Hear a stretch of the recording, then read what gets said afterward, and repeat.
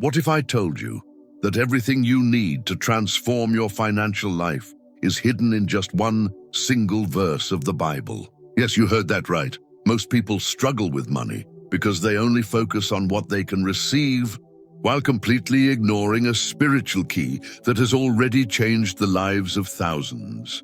Here's the shocking part. This verse is not just about money.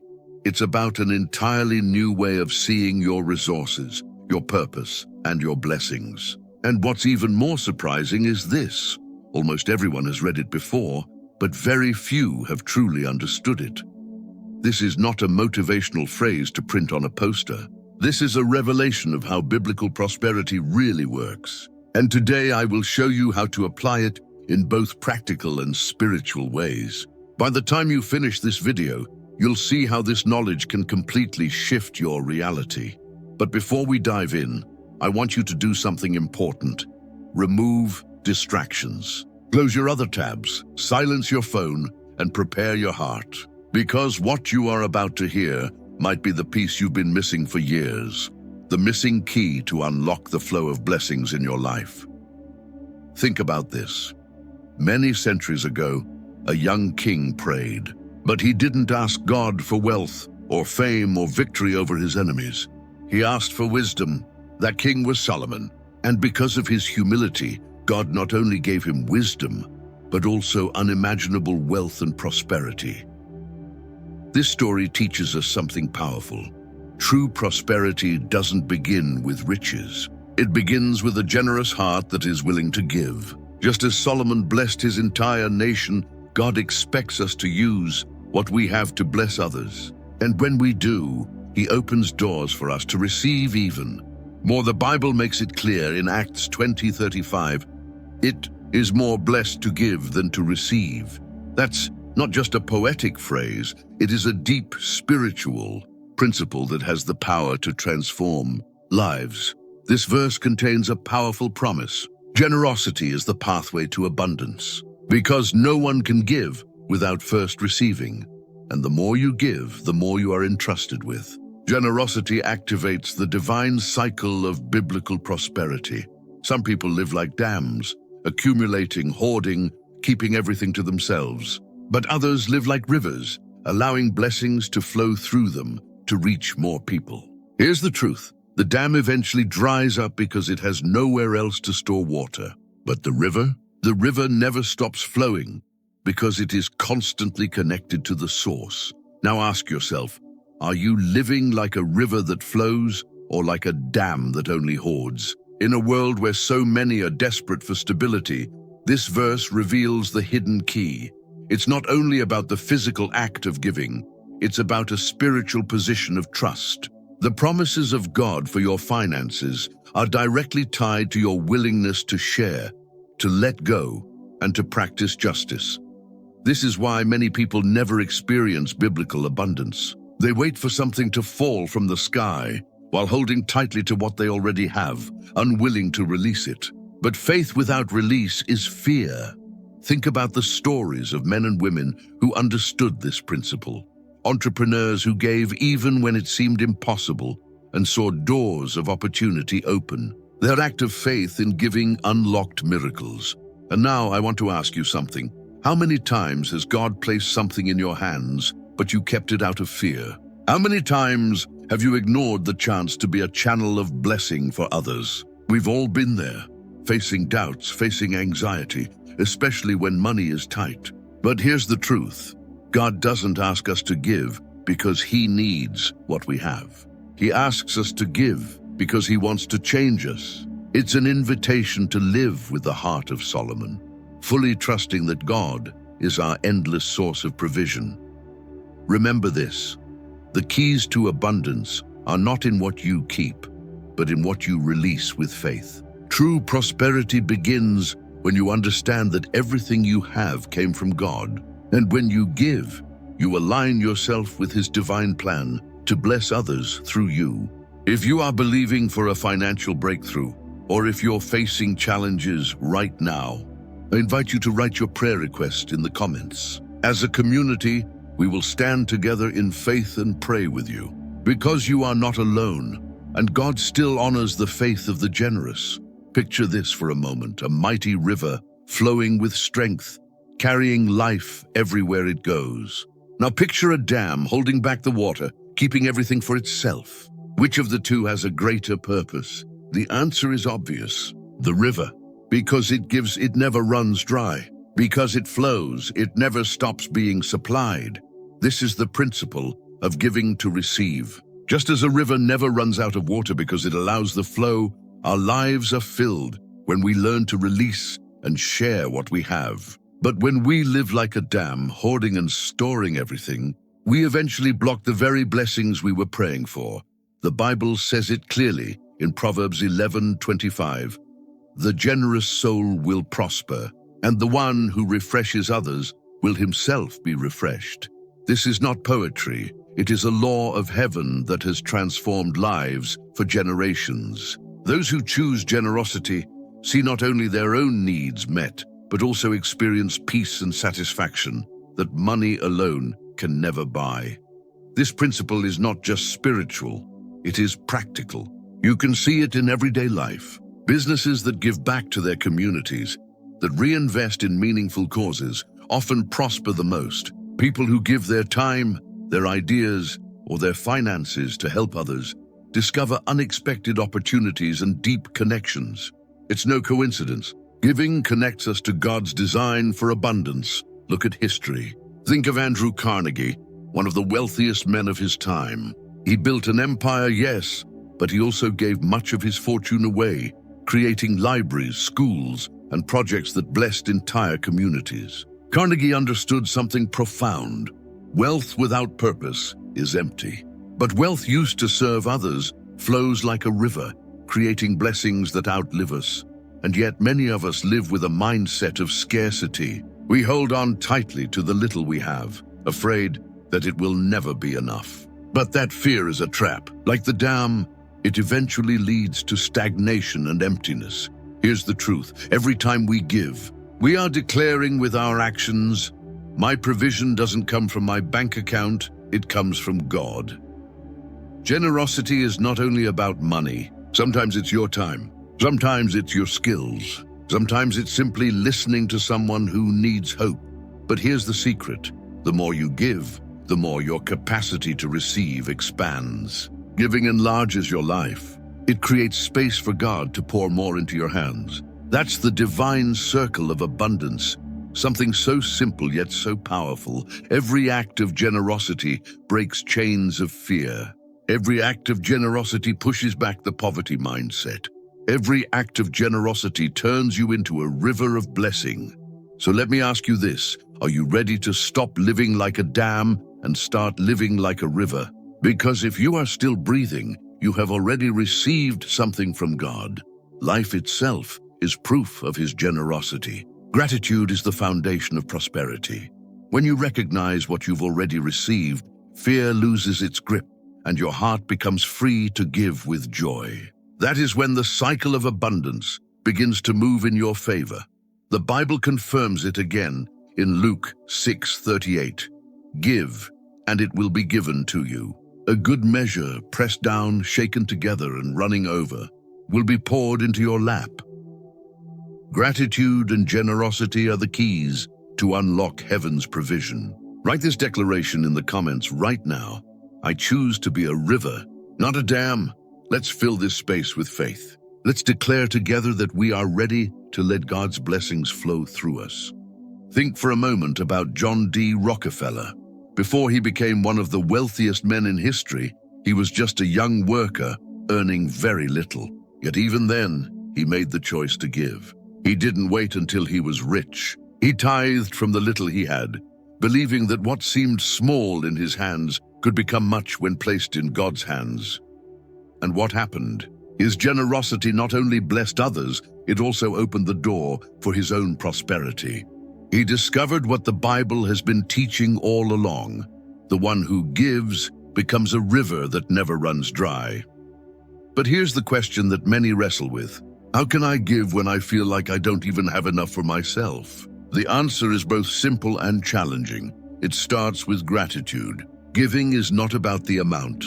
It's about trust. It's about recognizing that everything you have, no matter how little it looks, is already a gift from God, and if it came from Him, then you can be confident He will provide again. Every act of generosity is a declaration of faith. It's a way of saying, my life doesn't depend on the economy, on my paycheck, or on my circumstances. My life depends on God's faithfulness.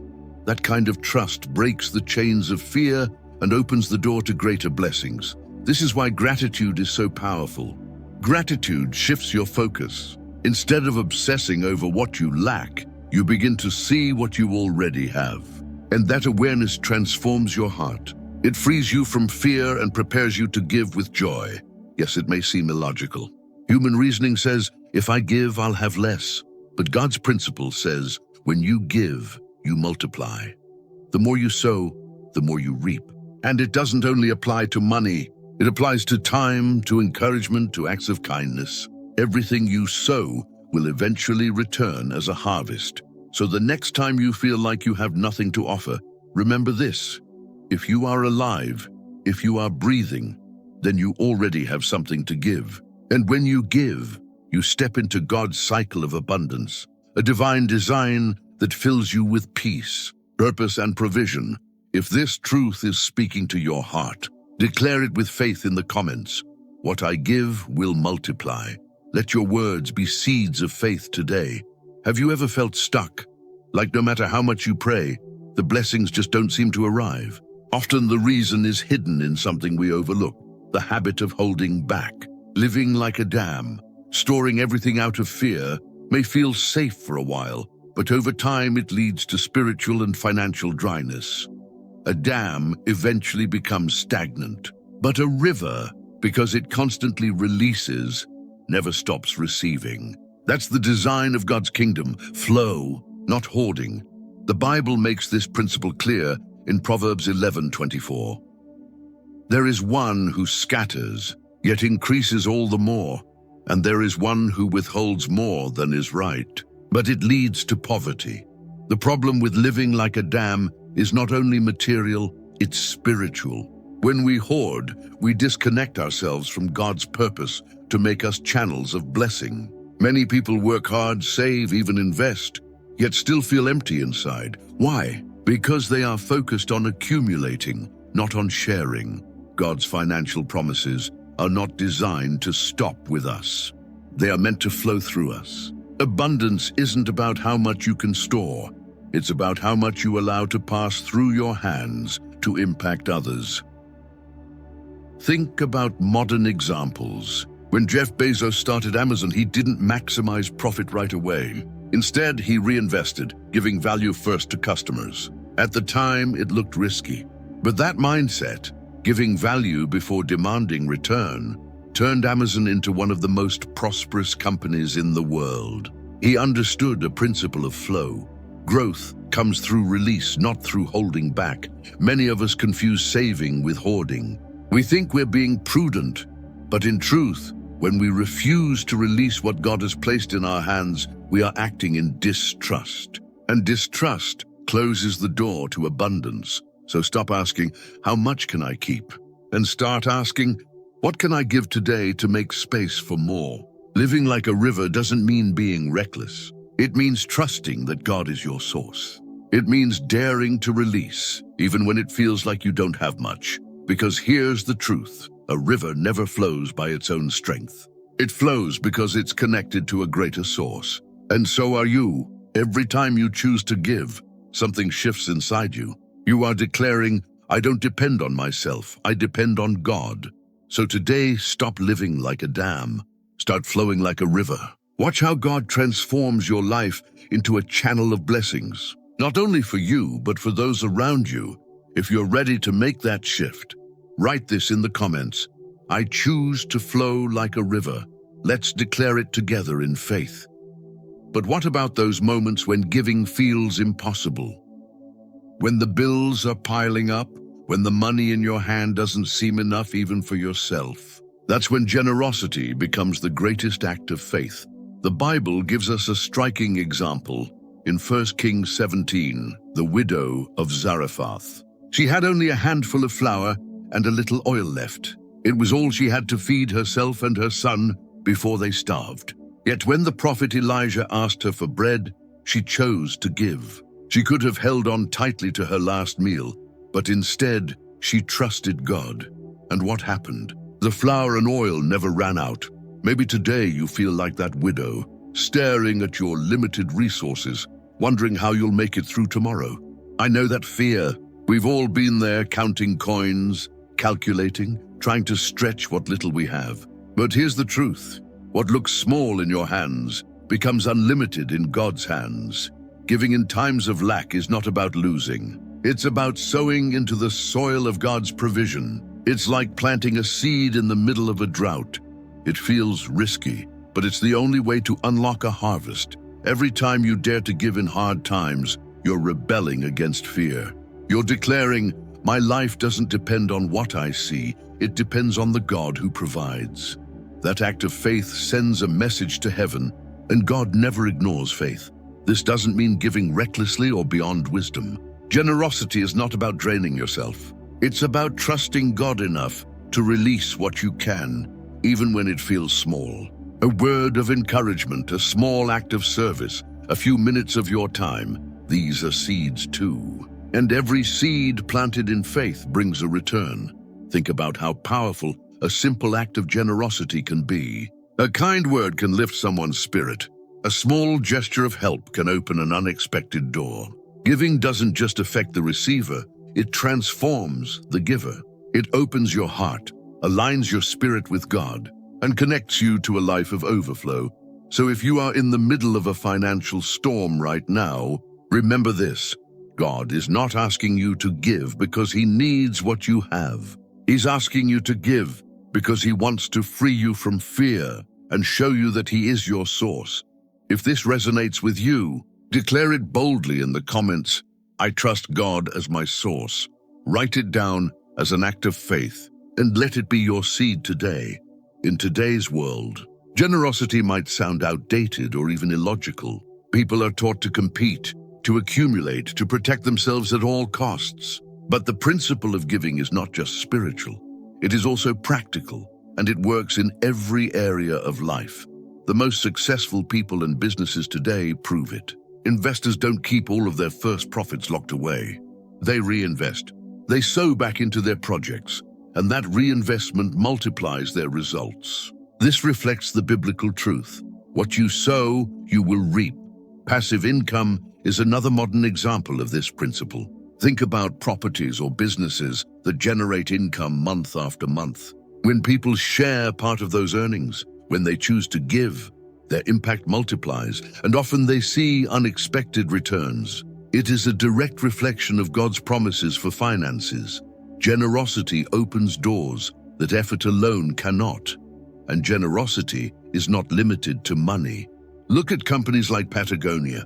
They chose to invest a significant part of their profits in environmental causes. The result? Loyalty, trust, and a reputation that has lasted for generations. This proves that prosperity and justice go hand in hand when resources are placed at the service of a greater purpose. In your personal life, it can be simple. Helping a coworker with their task, mentoring someone who needs guidance, offering your time to listen. These acts may seem small, but they build trust, open relationships, and create opportunities you could never imagine. When you live by this principle, something changes inside of you. Generosity frees you from the fear of losing. It reminds you that God is your source, not your paycheck. And when you align with His design, He promises to multiply what you have. This is why the Bible is clear. Abundance is not just about how much you make. It is about how much impact you create with what you already have. Think of the farmer who does not keep all his grain, but sets aside seed for planting. At first, it looks like a loss, but in time, it becomes a harvest that is far greater. When you live like this, fear loses its grip. You no longer see life through the lens of scarcity. You begin to see it through the lens of purpose. That is when your resources stop being just survival and start becoming tools of transformation. God's promise is simple. When you give, you unlock a flow of ideas, opportunities, and provision that you could never create by yourself. True prosperity is not measured by the amount of money in your bank account, the size of your house, or the possessions you can accumulate. Prosperity, in its most biblical sense, is measured by the lives you impact, the hope you release, and the legacy you leave behind when you are no longer here. That is why generosity is more than a simple act of kindness. It is leadership in its purest and most powerful form. A generous leader does not hoard wisdom, time, or resources. They understand that blessings grow only when they flow. They do not see success as something to be protected, but as something to be multiplied. They are like rivers, channels through which God's abundance can move freely to reach others. And when you live this way, you discover that prosperity is not a destination, but a current, a constant flow sustained by God Himself. Think for a moment about Solomon. He was not remembered simply because of his unimaginable wealth, his gold, or his riches. What truly made him remarkable was how he used his wisdom and prosperity to serve a greater purpose. He built the temple, a place that represented the presence of God and the connection between heaven and earth. That was his legacy, not the treasures hidden in his palace, but the vision he fulfilled for generations to come. History also gives us modern examples of this principle in action. Take Chuck Feeney, the entrepreneur who made a fortune and then chose to give almost all of it away while he was still alive. He invested in education, health, and humanitarian projects. He could have lived as one of the richest men on earth, but instead, he chose to live modestly and dedicate his resources to transform communities. His generosity did not only impact the people who benefited directly from his donations, it also inspired countless others, including other billionaires, to commit their wealth to greater causes. That is the ripple effect of generosity. One seed multiplies far beyond what you can imagine. This reveals something vital. Generosity does not only transform individuals, it has the power to transform entire communities, nations, and even future generations. And here is the best part. You do not have to be a millionaire to live this principle. Every time you choose to give your time, to share your knowledge, to encourage someone who is discouraged, you are planting seeds that will grow beyond what you can see today. Think about the candle that lights another. When it shares its flame, it does not lose its own brightness. Instead, it creates more light, more warmth, more visibility. One flame becomes two become four, and soon the entire room is illuminated. That is what generosity does in the spiritual sense. Your giving does not diminish you. It multiplies your influence, your joy, and your impact. The world tries to teach us the opposite. It tells us to hold on tightly, to protect what is ours, to live in constant fear of losing. But the kingdom of God works differently.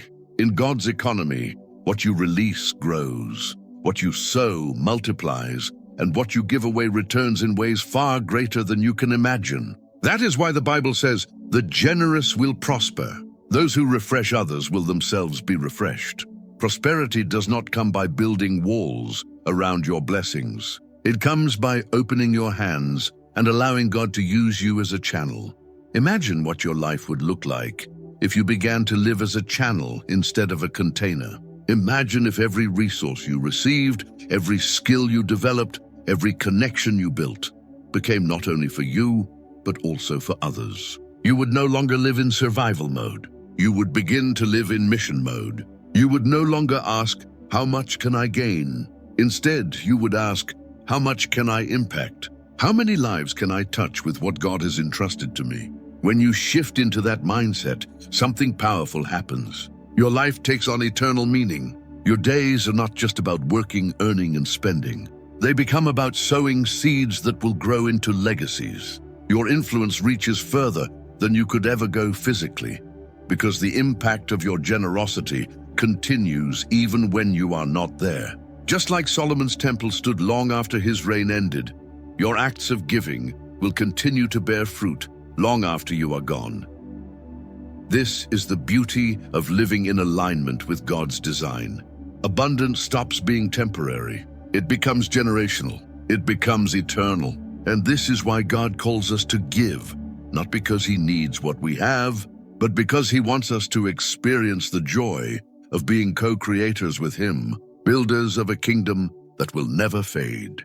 If you want to see real transformation in your finances, in your relationships, and in your spiritual life, begin here. Become a channel, not a reservoir. Let your blessings flow. Share your wisdom, even if you think it is small. Offer your time even when you feel busy. Invest in others, even when it seems inconvenient. Because every seed you sow is recorded in heaven, and God never forgets a single one. Remember this truth: God does not bless you just to bless you. He blesses you so that through you, others may be blessed. When you step into that role, your life ceases to be about survival and becomes about mission. You discover that true wealth is not about accumulation, but about multiplication. And you will live with the peace of knowing that your prosperity is not just temporary success, but eternal impact. Generosity is not a one-time action. It is a lifestyle, a mindset, a spiritual positioning. To live generously is to declare every single day that you trust God more than you trust your circumstances. It is to open your hands and say, "Lord, everything I have comes from you, and I choose to let it flow through me." That declaration has power because it breaks fear, it destroys selfishness, and it realigns your heart with heaven's economy. Think about how often we live in fear of not having enough. We worry about tomorrow's bills, about the economy, about what others might take from us. Fear makes us grip tighter, hoard more, and release less. But here is the paradox. The tighter you hold, the less you receive. God cannot fill a clenched fist. His blessings flow into open hands, hands willing to share, willing to release, willing to trust. The Bible reminds us again and again of this principle. In Proverbs 11:24 it says, "One person gives freely, yet gains even more. Another withholds unduly, but comes to poverty." This truth goes against human logic. Human reasoning says, if I hold on to what I have, I will keep it safe. But divine wisdom says, if you hold too tightly, it will slip through your fingers. If you release it, it will multiply. That is the kingdom principle. Now let's take this idea deeper. When you live generously, you are not just giving away money, time, or resources. You are aligning yourself with the very character of God. God is the ultimate giver. He gave creation, He gave life, He gave breath, He gave His Son. Every act of generosity connects you more deeply to His nature. The more you give, the more you look like Him. And the more you look like Him, the more His abundance flows through you. Think about rivers and reservoirs again.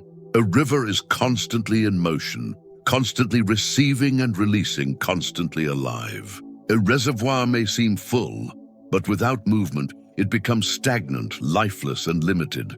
The same is true for us. When we choose to release what we have, whether it is encouragement, money, skills, or love, we keep our spiritual lives in motion. We remain alive, fruitful, and filled with purpose. When we withhold, we may look full for a while, but inside, stagnation begins to grow. History gives us example after example of people who understood this principle. John D. Rockefeller began tithing when he was still earning very little, long before he became one of the richest men in the world. He did not wait until he had millions to start giving.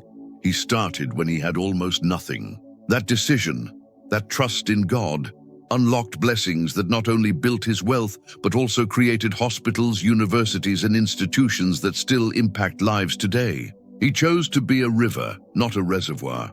And then there is the story of the widow of Zarephath in 1 Kings 17. She had nothing but a handful of flour and a little oil, enough for one final meal. In her eyes, it was the end. But when Elijah asked her to bake a small loaf of bread for him first, she faced a decision that went beyond logic. To give away her last meal seemed foolish, yet in that act of faith, she unlocked a miracle. Her jar of flour never ran dry, and her jug of oil never emptied. What looked like scarcity became abundance. Why? Because she dared to give when it made no sense. That is the true test of generosity. It shines brightest in times of lack. Anyone can give when they have more than enough.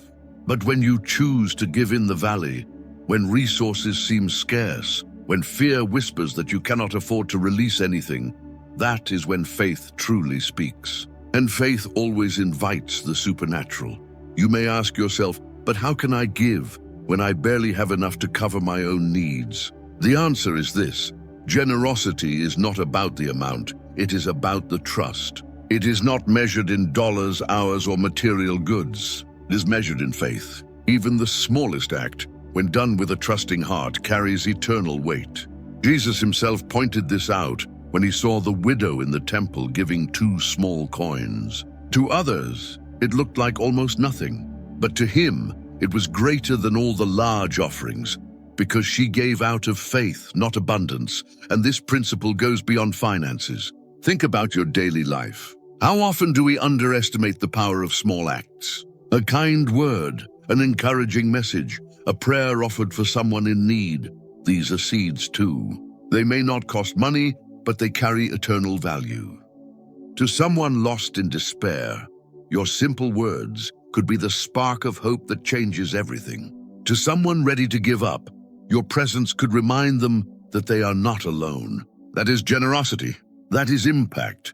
Modern life often pushes us into a mindset of scarcity. We are told to save, to compete, to guard what is ours. But biblical prosperity invites us into a mindset of overflow. It says there is more than enough in God's kingdom. It says, when you release, you will not be left empty, you will be filled even more. It says, trust God's infinite supply, not your limited resources. Look at the companies that prosper long-term. Many of them have learned, sometimes without realizing it, that this biblical principle works even in the business world. Amazon, in its early years, reinvested everything back into serving customers instead of hoarding short-term profit. That mindset of giving value first created one of the largest companies in the world. Patagonia dedicates a large portion of its profits to environmental causes, earning not just money, but loyalty, respect, and influence. These are reflections of a spiritual principle. When you give, you grow. When you release, you expand. Now ask yourself, are you living like a reservoir or a river? Are you holding tightly to everything you have out of fear? Or are you allowing God to flow through you, trusting that He will always refill what you release? The choice will shape not only your finances, but your spiritual life, your relationships, and your legacy. Here is the truth. You will never outgive God. No matter how much you release, He always has more. The more you trust Him with your open hands, the more He fills them. And what He fills them with is not just money. It is peace, joy, opportunities, wisdom, and relationships that cannot be bought. Prosperity is not just about what you hold. It is about who you become. And when you become a generous person, you reflect the heart of God Himself. So today, take a bold step. Do not wait until you feel ready or until you have more. Start where you are. Give what you can. Share what you know. Speak life into someone who is weary. Offer your time to someone who feels forgotten. Plant seeds everywhere you go. Because the kingdom of God guarantees this truth. What you sow, you will reap.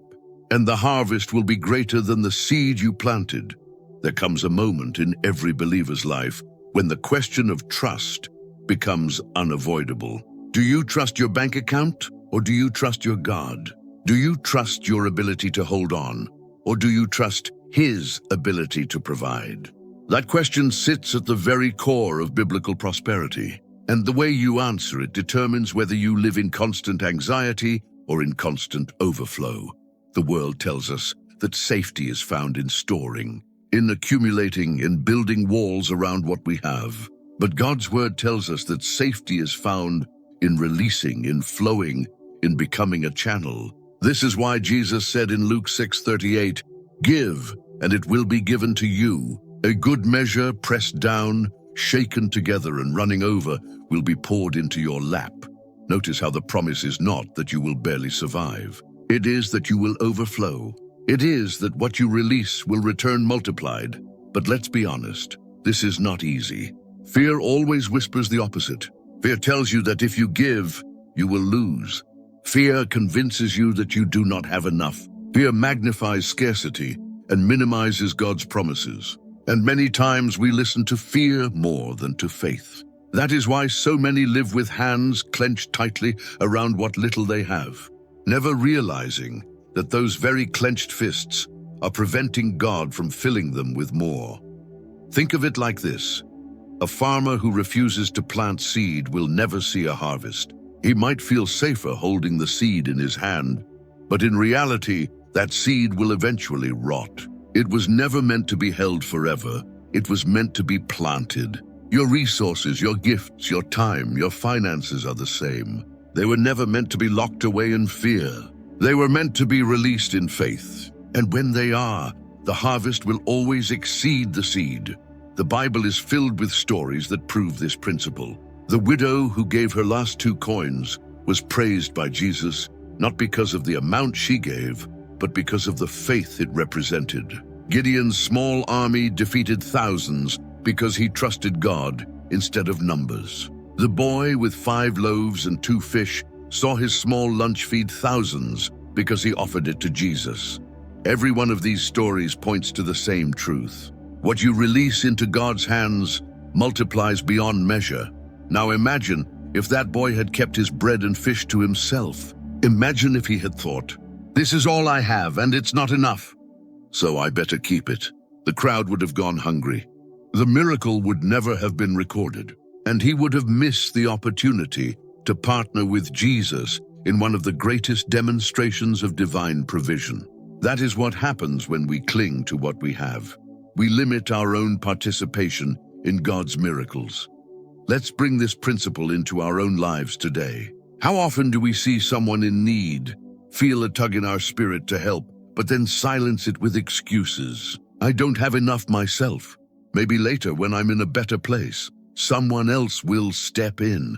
And yet those small nudges are often divine invitations. They are moments where God is asking, "Will you trust me enough to release this so I can multiply it?"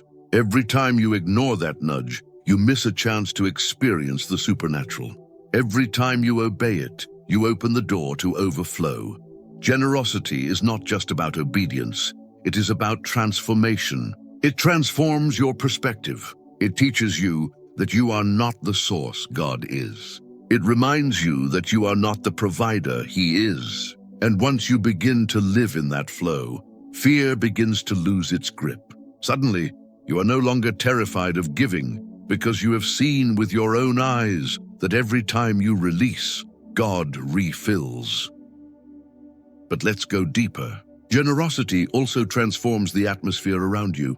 It creates a culture of abundance wherever you go. When you give, you inspire others to give. When you share, you encourage others to share.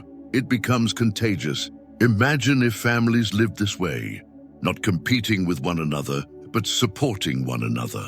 Imagine if churches lived this way, not holding tightly to resources, but pouring them into their communities. Imagine if nations lived this way, prioritizing generosity over greed. The world would not look the same. Even in the business world, this principle cannot be ignored.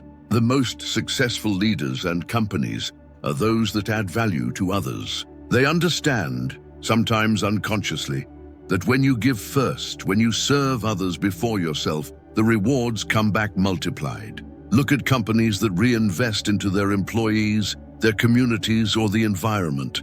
They often build not just wealth, but loyalty, influence, and legacies that outlast their founders.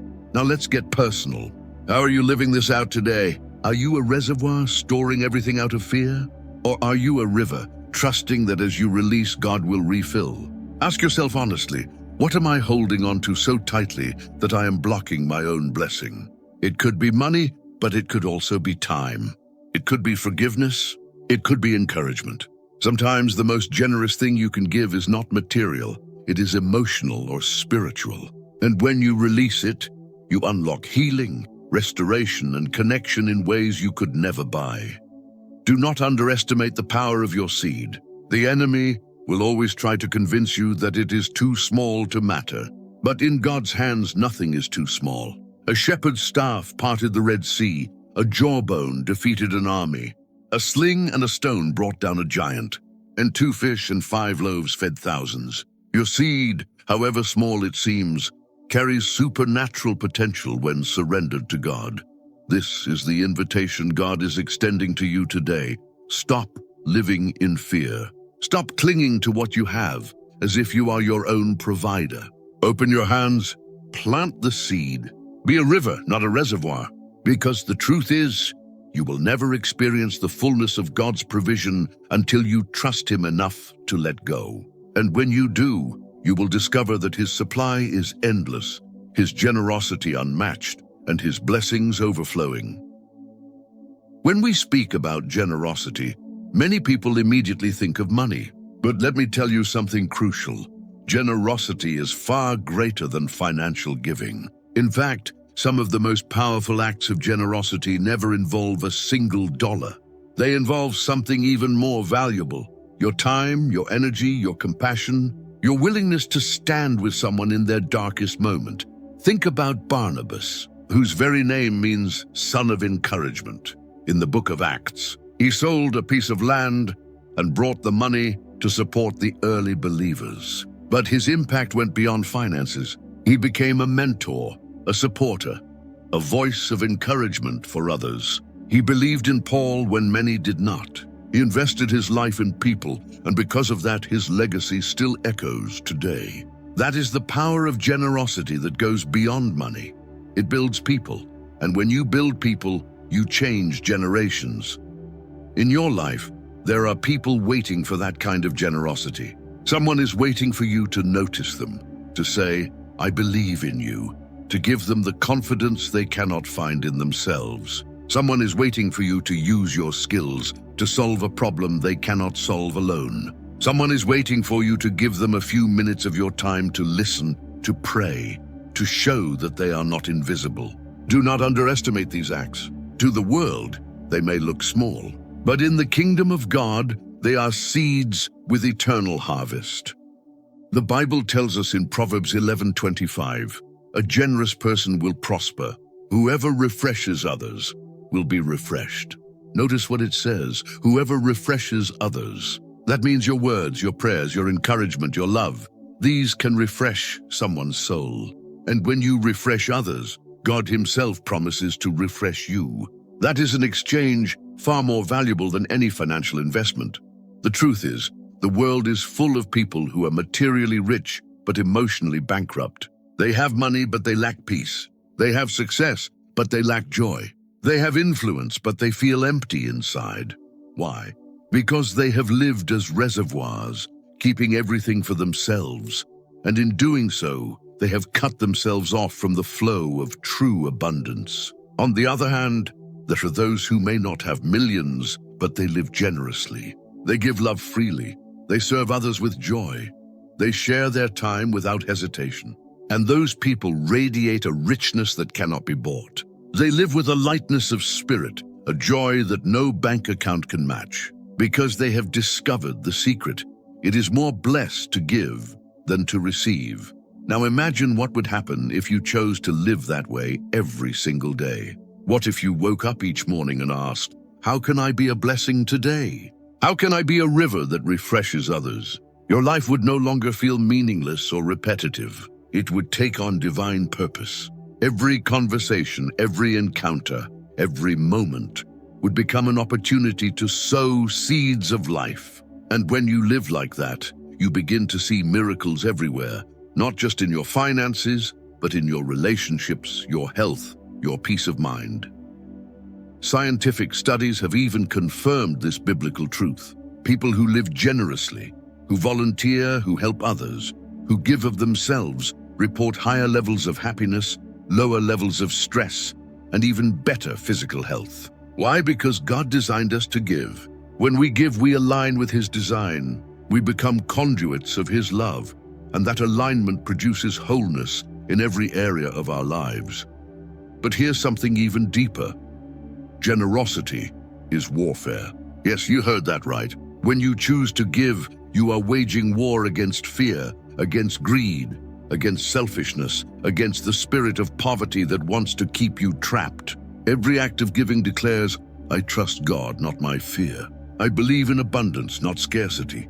I live by faith, not by sight. That is why giving is so powerful. It is not just an action. It is a declaration of who you belong to and what kingdom you serve. So I want you to ask yourself, what is in your hands right now that you can release? It might not be money. It might be your time. It might be forgiveness. It might be encouragement. It might be a skill that someone desperately needs. Whatever it is, do not despise it. Release it, because the same God who multiplied 5 loaves and 2 fish can multiply whatever you surrender to Him. Do not wait for perfect conditions. If you wait until you feel you have enough, you will never give. The truth is, enough never comes by holding on. Enough comes by letting go. The widow of Zarephath had only a handful of flour and a little oil.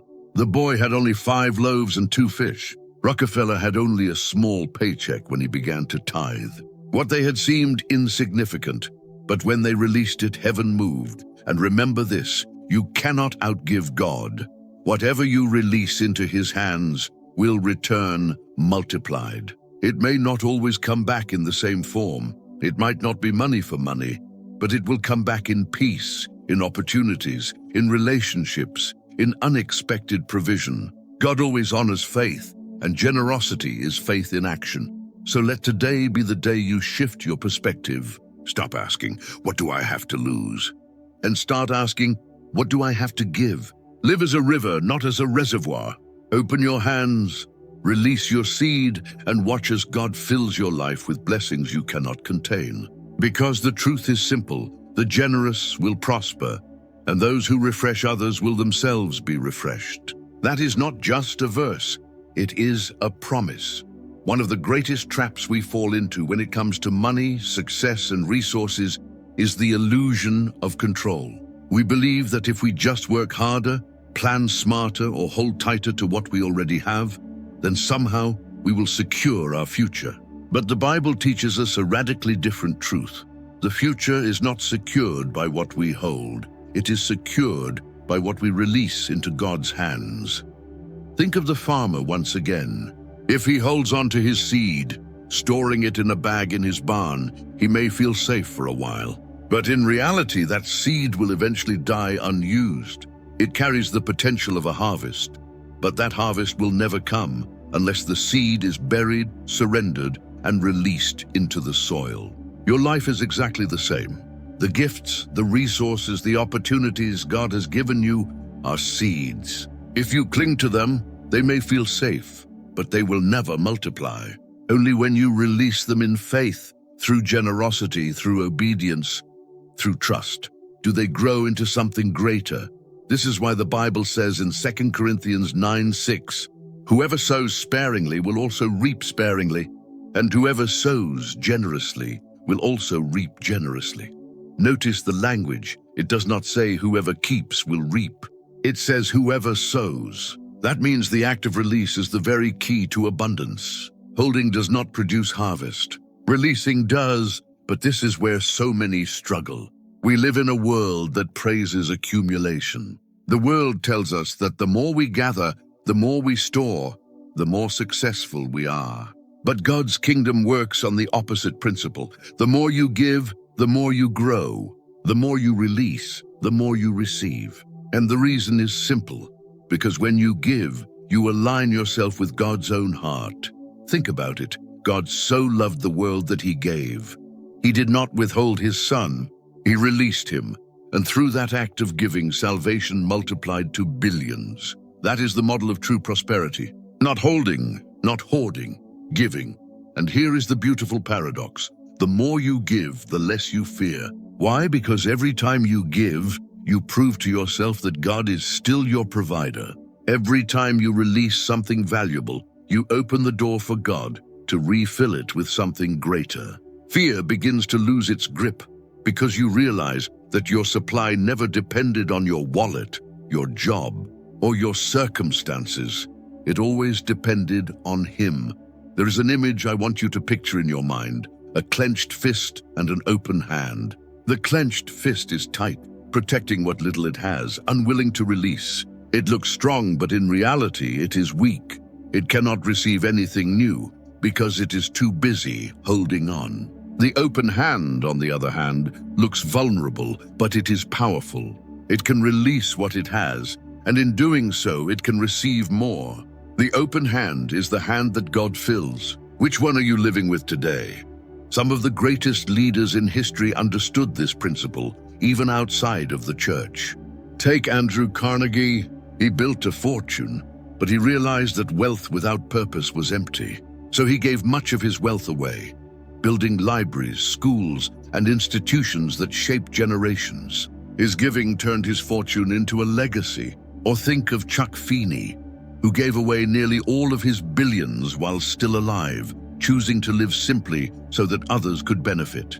These men tapped into a biblical truth, whether they realized it or not, that what you release multiplies and what you hoard eventually disappears. Now let's turn the spotlight on you. What is in your hand right now? Maybe it is not money. Maybe it is a talent you have been hiding, a dream you have been too afraid to pursue, a word of encouragement you have been too hesitant to speak. These are seeds, and as long as they stay locked inside, nothing happens. But the moment you release them, the moment you put them into the soil of faith, God can multiply them beyond anything you can imagine. The enemy will always try to convince you otherwise. He will whisper, you don't have enough. You can't afford to give. If you let go, you'll lose everything. But remember, those are lies designed to keep you trapped in scarcity. The truth is that when you live with open hands, you are free. Free from fear, free from greed, free from the anxiety of trying to control everything yourself. Think of the widow who gave Elijah her last meal. Logic told her it was foolish. Fear told her she and her son would die. But faith told her to trust. And because she trusted, her flour and oil never ran out. She stepped into the supernatural flow of provision because she dared to give when it made no sense. And you, too, are invited into that flow. Maybe today you feel like you are running low. Low on money, low on energy, low on hope. But I want you to hear this. You still have something to give. Even if it feels small, even if it feels insignificant, it is enough. Because when you release it to God, He multiplies it. The miracle is never in the size of the seed. It is in the power of the one who receives it. So stop waiting until you feel like you have enough. Start sowing where you are with what you have. Be faithful in little and watch as God makes you faithful in much. Live with open hands, not clenched fists. Be a river, not a reservoir. And you will see again and again that the generous will prosper, and those who refresh others will themselves be refreshed. As we arrive at the conclusion of this journey, let's pause and reflect on what we've uncovered. This entire message has not been about theory or distant history. It has been about a principle that is alive, breathing, and waiting to be activated in your own life right now. The Bible's financial wisdom is not reserved for the wealthy, the powerful, or the educated. It is for anyone willing to trust, to open their hands, and to walk in obedience to God's design. You have heard it again and again in Scripture. It is more blessed to give than to receive. But now I hope you understand that this is not just a beautiful phrase. It is a key that unlocks the flow of abundance. Giving is not subtraction. It is multiplication. When you choose to release, you step into a rhythm that heaven itself responds to. Think of the widow who gave her 2 small coins. To the world, it was nothing. To Jesus, it was everything. He said she gave more than all the rich because she gave out of her lack with full trust. That is the kind of heart God honors. That is the kind of faith that moves mountains and opens windows of heaven. And perhaps today, you feel like you have been living like a reservoir, holding tightly, fearing that what you have will not be enough. But the Spirit of God is inviting you to become a river. Rivers never run dry because they are always connected to their source. And your source is not your bank account, your career, or your circumstances. Your source is the Creator of heaven and earth, the God who multiplies bread and fish, the God who turns small seeds into great harvests. When you live this way, something extraordinary happens. Your life stops being about survival and starts being about purpose. You begin to see your resources not just as tools for your own comfort, but as instruments of God's plan. Your money, your time, your words, your gifts, they become channels of blessing that flow into the lives of others. And as they flow, they return to you multiplied, pressed down, shaken together, and running over. This is not just spiritual poetry. It is a reality that countless people have lived. Businessmen who tithed faithfully and saw opportunities multiply beyond logic. Families who chose to give even when they had little and witnessed God provide in miraculous ways. Communities transformed because a handful of people decided to live with open hands. You too can be part of this story, but here's the truth. The choice is yours. You can continue living like a reservoir, storing and fearing, or you can step into the freedom of living like a river, trusting and flowing. One path leads to stagnation, the other to abundance. One keeps you bound by fear, the other opens the door to faith. Which will you choose? I want you to remember something powerful. Generosity is not measured by amount. It is measured by obedience and trust. The smallest act, when done with faith, carries eternal weight. A kind word, a prayer for someone in need, a small gift given with love, these things move heaven. Do not underestimate what you carry. And now I want to challenge you not just to listen, but to act. Take one step of generosity today. Maybe it is helping someone financially. Maybe it is giving your time to encourage someone who feels forgotten. Maybe it is sharing wisdom with someone younger who needs direction. Whatever it looks like, do not wait. Begin now. For every seed you sow, God promises a harvest in due season. Before we close, I want you to declare something in the comments, not just as words on a screen, but as a prophetic act of faith. Write this: I'm a river, not a reservoir. I trust God's provision. By declaring this, you are not only sealing this message in your own spirit, you are also inspiring someone else who might be reading, someone who needs courage to believe again. Your words may be the spark of faith that ignites a miracle in their life. And if you are facing a financial storm right now, I want you to know you are not alone. Write your prayer request in the comments, and as a community, we will stand with you. We will pray for breakthrough, for wisdom, for provision, and for peace. You do not walk this road in isolation. You are part of a family of faith that believes in God's promises together. So let this be the beginning of a new chapter in your life. A chapter not defined by fear, scarcity, or anxiety, but by trust, generosity, and abundance. Let this powerful biblical principle take root in your heart. Let it shape your decisions. Let it transform your perspective. And watch as God does what only He can do. Multiply the little you release into something far greater than you ever imagined. Remember, true wealth is not found in what you keep, but in what you give. True prosperity is not measured by possessions, but by impact. And the greatest joy is not in storing blessings, but in becoming a blessing. This is your invitation. This is your moment. Step into it with faith. Live as a river. Trust your God and get ready, because the blessing is already on its way.